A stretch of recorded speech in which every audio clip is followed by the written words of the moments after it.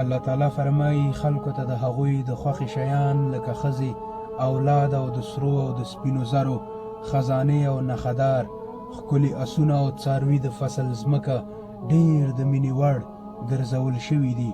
خو دا ټول د دنیا د یو څو ورځو د ژوند سامان دی. په حقیقت کې چې کوم ښه مقام دی هغه خو د الله سره دی.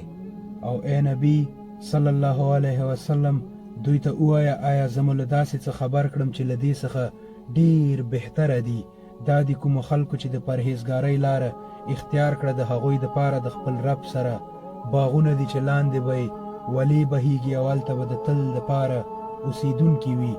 پاکې مېرمنې به د هغوی ملګري وي او د الله رضا به ورته حاصله وي. او الله د خپلو بندګانو په هر حرکت جوور نظر لرونکی دی.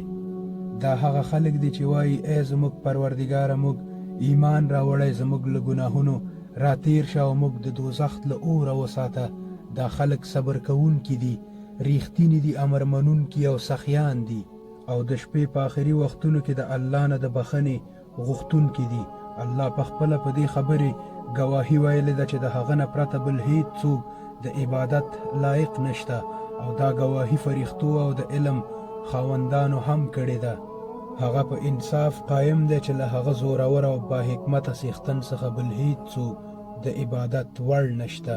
او د الله په وړاندې دین هم دا اسلام دی. او د دې دین نه پرته چې کومې مختلفې طریقې هغه خلکو اختیار کړي چاته چې کتاب ورکړ شوی و، نو د هغوی د مختلفو طریقو د اختیارولو وجه بل هیڅ نه وه چې هغوی د علم د راتلو نه پس په خپلو کې په یو بل باندې زیاتی کول غوښتل. او څوک چې د الله د حکمونو او لارښوونې د اطاعت څخه منکر شي نو د هغوی په حساب اخیستلو کې د الله هیڅ وخت نه لګي. السلام علیکم.